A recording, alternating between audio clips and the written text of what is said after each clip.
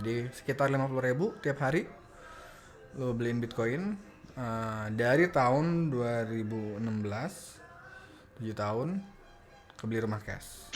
Sekarang kita bandingin langsung sama KPR. Oke, 1,5 juta bandingin sama 10,9. Hampir 10 kali lipat bedanya.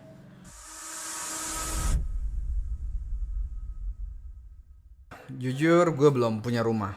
Umur 33 gitu kan. Masih belum punya rumah sebenarnya. Nah, di sini gue bakal tunjukin gimana gue bisa punya strategi untuk beli rumah dengan harga diskon gila-gilaan, tanpa KPR, tanpa riba, ya. Tentu syaratnya adalah lu emang harus percaya bahwa Bitcoin itu punya masa depan. Dan emang disitulah di channel ini dibahas kenapa gue yakin harganya bakal naik terus, karena emang ada masalah yang bakal butuh ada solusi terlepas ada atau enggaknya Bitcoin. So, ini gue cepet aja gue tunjukin di sini apa masalahnya. Masalahnya adalah jumlah uang itu meningkat secara eksponensial. Di sini di grafik ini bisa lo lihat M2 supply uang yang beredar ini dolar, tapi yang lain sama aja, rupiah sama aja. Itu naiknya melengkung ke atas kayak gini, eksponensial. Artinya apa? Kalau patternnya diterusin itu ya bakal gila-gilaan naiknya gitu. Patternnya ini udah terjadi, udah terbentuk 50 tahun lebih dan kagak ada ya yang berubah gitu secara sistemik di tengah-tengah. Ya bakal lanjut gini terus gitu, kecuali sistem finansial tiba-tiba berubah drastis. Nah kalau duit itu jadi nggak terhingga kayak gini, artinya apa? Artinya nilainya bakal nggak terhingga lagi jatuhnya gitu, alias jadi nol. Nah ini yang inevitable gitu, nggak bakal bisa dihindarin, kecuali patternnya berubah. Dan dampaknya apa? Dampaknya setelah uang itu supply jadi bisa banyak gitu kan, karena tidak dibatasin. Itu di Amerika tahun 70-an awal, di Indonesia tahun 83 mulai gitu. Nah, kesenjangan ekonomi makin tinggi ya. Ini Indonesia sempat kesenjangannya turun nih, orang kaya pemasukannya jatuh gitu gila-gilaan karena krisis gitu. Nah kalau di sini di Amerika ini belum krisis aja ini sampai sekarang. Cuman kita udah lihat kan makin sekarang makin banyak demo, makin banyak kerusuhan, orang makin terpecah gitu secara ideologis. Nah di sisi lain ini adalah consumer price index, jadi harga biaya gitu kan, makin lama makin naik gitu, harga kebutuhan pokok makin naik. Nah pemasukan yang orang menengah ke bawah ini 50%, bottom 50% makin turun porsinya, artinya hidup makin berat gitu. Nah ini yang menyebabkan udah pasti sistem bakal ambruk ya. Di sisi lain muncul alternatif uang yang nggak bisa dikontrol sama pemerintah, buat matiinnya harus mati internet gitu. Dan jumlah supply-nya ini lawannya dari kurva eksponensial ya, yang menukik ke atas ini malah makin lama nambahnya makin sedikit gitu. Sekarang nambahnya masih lumayan, sekian ratus per hari Bitcoin baru. Nah ntar tahun depan berkurang, makin lama nambahnya makin dikit, supply-nya terbatas. Nah oke, jadi di sini udah kebayang ya, kalau emang percaya bahwa Bitcoin ini punya masa depan, artinya strategi investasi ini buat beli rumah bisa dipakai. Jadi rumah yang pengen gue beli itu 700 juta ya. 700 juta gua itu harga cash keras gitu kan. Nah, dijadiin dolar 45.000 dolar. Kenapa jadi dolar? Karena di kalkulatornya makanya dolar. Jadi belum ada yang bikin versi Indonesianya. Kalau lo programmer tolong bikin segera. Dan di sini gue ngacu sama harga Bitcoin ya, harga Bitcoin sepanjang sejarah. Ini yang gue bilang tadi nih, harganya kalau dilihat naik terus kan, dari zoom out gitu, meskipun ada crash, tapi kalau di zoom out ini naik terus dari awal dia muncul, mulai diperdagangkan. Gimana cara make kalkulator tabungan Bitcoinnya? Kita lihat kan di sini kalau investasinya dolar 15.000 gitu kan tiap hari. Nah selama 6 bulan ya, dari 6 bulan ke belakang gitu, ini investasi lo gitu. Dan yang orange ini menggambarkan nilai investasi lo karena lo beliin $1 itu tiap hari ke Bitcoin. Yang abu-abu ini menggambarkan lu kalau nabung tetap di dolar ya. Di sini kelihatan kalau lu ngelakuin itu 6 bulan ke belakang lu sebenarnya sedikit rugi malah gitu. Nah, sekarang kita coba nih, kita ganti waktunya ya, kita tarik mundur. Oke. Kalau misalnya dari 4 tahun ke belakang. Nah, 4 tahun ke belakang gua investasi $1 tiap hari.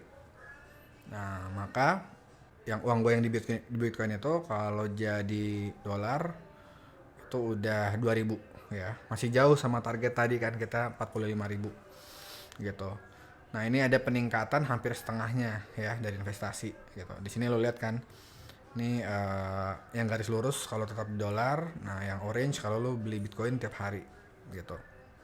Dan ya sebelumnya sempat naik drastis, nah sekarang udah turun, habis itu naik lagi, di tengah-tengah lagi stabil. Oke, jadi targetnya adalah tadi kan $45. Kita mainin lagi nih. Gimana kalau gue tambah tiap hari, bukan 15.000 tapi 30.000 gitu. Nah, 30.000 4 tahun 4.000 gitu. Nah, ini kan kalau begini kan udah mulai kebayang nih. Jadi 4 tahun 4.000, kalau mau 45.000 ya kali aja. Berarti kan 20 ribu dolar. Sorry, $20 tiap hari. Cuman mungkin $20 tuh berat ya. $20 kan berarti 300.000 tiap hari. Itu mungkin berat buat kebanyakan orang. Jadi kita doublein aja, jadi 4 ya, $4 itu kan 60.000. 60.000 disisihin tiap hari buat beli Bitcoin selama 4 tahun. Nah, di sini seperti yang ditebak dapat 8.000 $8.000 gitu. Oke, $8.000 masih jauh dari targetnya. Gimana kalau kita durasinya kita tambahin jadi 5 tahun. Naiknya drastis. Lebih awal setahun aja ya. Tadi kita mulai dari tahun 2019 gitu kan, di sini September.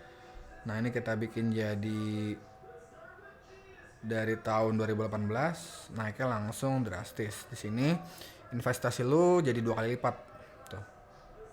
Ya, 100% meningkat gitu. 7.000 jadi 15. Masih jauh dari target 45.000. Tambahin lagi waktunya. Jadi 6 tahun. Wah, 6 tahun udah setengahnya. Ya, setengah dari target hampir. Tambahin jadi 7 tahun. Oke, udah ngelebihin target. Ini udah 53 ribu ya. Kalau gitu kita turunin hariannya jadi 3. Nah, 40.000 ya. Kalau 3 ini dijadiin 3,5. Oke, dapat tuh. Kurang lebih dekat-dekat kan. 47.000 dolar. Yang mana target gue tadi buat beli rumah di sini 45.000 ya dolar. Jadi udah lebih dari target sedikit. Gue kurangin deh biar precise deh. Jadi 3,4. Nah, pas nih 3,4 ya. 3,4. Aduh, ke back ya. Forward ya. Nah, 3,4 tiap hari 7 tahun kebeli rumah cash 700 juta. Itu kalau gue simpan di rupiah cuman segini nih, 8.000 dolar. Coba kita cari ya. 8690 USD to IDR. Nah, 133 juta kalau gue nyimpen rupiah gitu. Nah, kalau gue beliin Bitcoin itu jadi 700 juta. 700 juta. Naiknya itu di sini lebih ya, 5 kali lipat ya. Nah, gua coba lihat lagi di sini targetnya itu 700 juta dijadiin rupiah. Ya, sekarang coba yang kita lihat itu rupiahnya di sini. Kalau 3,4 dolar itu 50.000, 52.000 gitu. Jadi sekitar 50.000 tiap hari lo beliin Bitcoin dari tahun 2016, 7 tahun kebeli rumah cash. Sekarang kita bandingin langsung sama KPR. Oke, KPR kita ambil nih, KPR yang katanya paling murah, paling terjangkau, BCA. Nah, ini harga propertinya 700 juta gitu. Dan kita samain jangka waktunya 7 tahun ya. Dan bunganya kita coba yang se-fix mungkin. Di sini ada banyak pilihan sebenarnya. Gue ambil yang ini, yang 3 tahun itu 8%. Habis itu lanjut 2 tahun tambahan, nggak lebih dari 9%. Nanti tahun ke 6, tahun ke 7 yang terakhir itu bisa ngikutin BI gitu. Nah, ini di sini ada DP ya. Nah, misalnya DP-nya 0, ini biar gambaran aja ya, kita samain kan. Jadi sistem DP-nya hilang, nambung. Meskipun mungkin ini nggak di-approve, cuman ceritanya kalau di-approve, kita lihat di sini, lu keluar duit berapa. Jadi minjemnya kan bersih tuh 700 gitu kan, DP-nya 0%, 7 tahun. Lu harus ngangsur 10 juta, 9. 10 juta, 9, dan gue tahu ini harga pas bunganya 8%. Kalau bunganya naik jadi di atas 8%, angsurannya naik gitu. Nah, bandingin tadi berapa? 50.000 ya. 50.000 kita coba 50.000 dikali 31 deh. Ya. Berapa nih? 1,5 juta. 1,5 juta bandingin sama 10,9. Itu udah di luar biaya proses loh, biaya administrasi KPR. Lo harus bayar di luar angsuran ini. Hampir 10 kali lipat bedanya.